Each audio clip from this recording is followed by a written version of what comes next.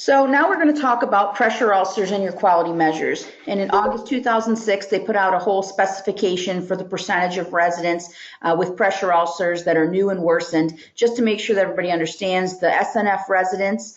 This measure is restricted to the Medicare Part A residents only. So QMs and the MDS relationship, your long stay, abbreviated LS, measures the percentage of high-risk residents with a cumulative stay in the facility greater than or equal to 101 days, and they have a pressure ulcer stage at a 2, 3, or 4. Short stay, SS, measures percent of residents with cumulative stay in the facility under 100 days and a new or worsened pressure ulcer staged at a 2, 3, or 4. So the new and worsened impacts the short stay, and the any pressure ulcer at all is impacting your long stay measure. So how do we know who's high risk? If we're coding bed mobility or transfer, there's self-performance code in section G as a 3, 4, 7, or 8. Extensive assist, total assist happens less than 3 times or doesn't happen at all, then they're considered high risk for this quality measure.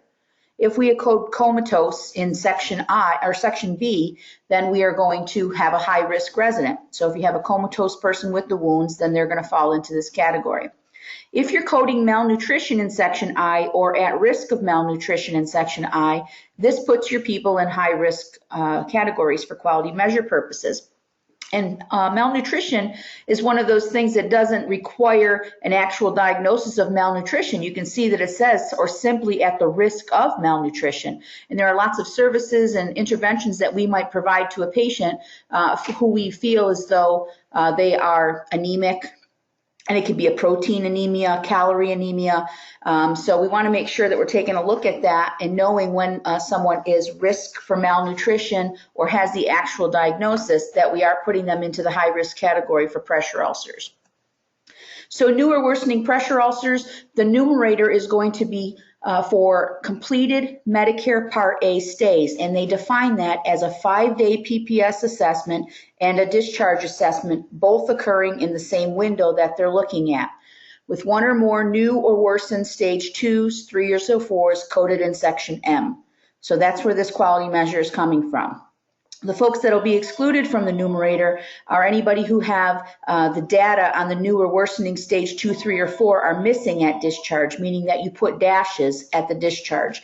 And remember, we want to avoid dashes in several of the MDS sections, this being one of them, because then that takes away from the percentage we're looking to get at for the quality reporting purposes. We need 80% of our assessments to have 100% of the quality reporting information, or we will get penalized the 2% Medicare penalty for payment next year. If the resident died during the SNF stay, they would not fall into this category. Again, we want to caution you against the inappropriate coding or submission of managed care assessments, because this will skew your numbers. If you're calling in an admission 5-day and then you have a discharge for a managed care person, it's going to fall in here. That's why we only code them as admissions. New or worsening pressure ulcer asks how many pressure ulcers at each stage were present on admission or reentry, and if they weren't present on admission, then they're considered new. So what does worsening mean? Worsening is defined as a pressure ulcer that has progressed to a deeper level of tissue damage and is therefore staged at a higher number on the target assessment compared to the last assessment.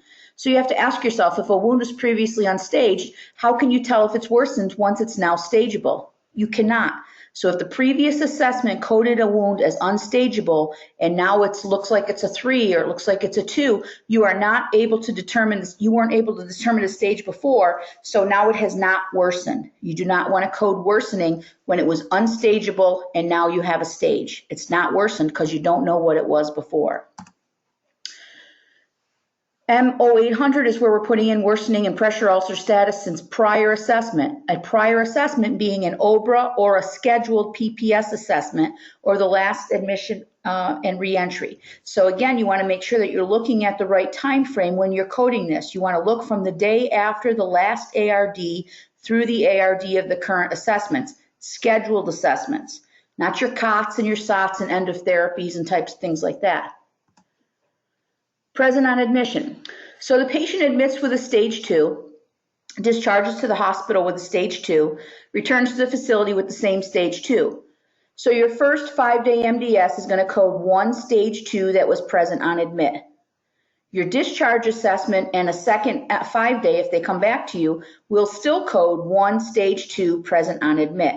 And this is basically confirming that the wound was not facility acquired. Not present on admit. Admits with a stage 2, discharges to the hospital with a stage 3, returns to the facility with the same stage 3. So your first 5-day is going to code a stage 2 present on admission. Your discharge assessment and a second 5-day, should they return, is going to code a stage 3 not present on admit, basically confirming the wound was new or worsened while in your care. And so that's when people start getting a little bit sketchy about how it is that they got to code that. So there's covariates that are throughout the mix of the quality measures. And what are they? It's basically something to level the playing field. So we have a risk adjustment. It attempts to try to move away the impact of the facility differences and the types of people that you're admitting to your facility on certain MDS characteristics and make it more level with the rest of the nation. A covariate's an estimate of what the quality measure would look like if we could make everybody looking like they have the same types of admissions.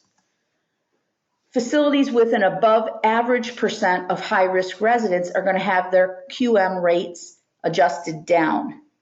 Facilities with a lower than average mix of high-risk residents is going to have their quality measure adjusted up. All right, and again, when we're looking at covariates, not only are we talking about whether they're high risk or not, bed mobility, coma, and malnutrition is going to result in a risk of this quality measure. So yes, it places them in high risk, and the percentage of that is going to determine how they adjust your covariate rate. Diagnosis of diabetes and or PVD result in risk adjustment of this quality measure. So you want to make sure, again, you're getting this information correct, particularly on your 5-day PPS assessments. We don't want to come in with no diagnosis and then add one later. Bowel incontinence results in a risk adjustment of this quality measure, not urinary incontinence. BMI, body mass index, not your BIM score. Your BMI results in a risk adjustment of this quality measure, which is why we tell you it's important to have your admission heights and weights so that these things can be calculated, particularly on a 5-day PPS assessment, and make sure that we're getting credit and balancing out what it is that we're admitting so that they can make sure our calculations are in line with the rest of the nation. And there are no covariates for long stay residents. The covariates are all for those short stay PPS Medicare quality measures. So indicator of requiring limited or more assisted bed mobility on the PPS 5-day assessment. An indicator of bowel incontinence at least occasionally on the PPS 5-day assessment. Have diabetes or peripheral vascular disease on the 5-day assessment. Indicator of a low body mass index, so your BMI based on the height and weight on your 5-day PPS assessment. So if it's greater than 12 and under than 19, you're going to fall into there. So do you see that pattern? 5-day PPS has got to be accurate. And then don't code those managed care admissions as 5 days.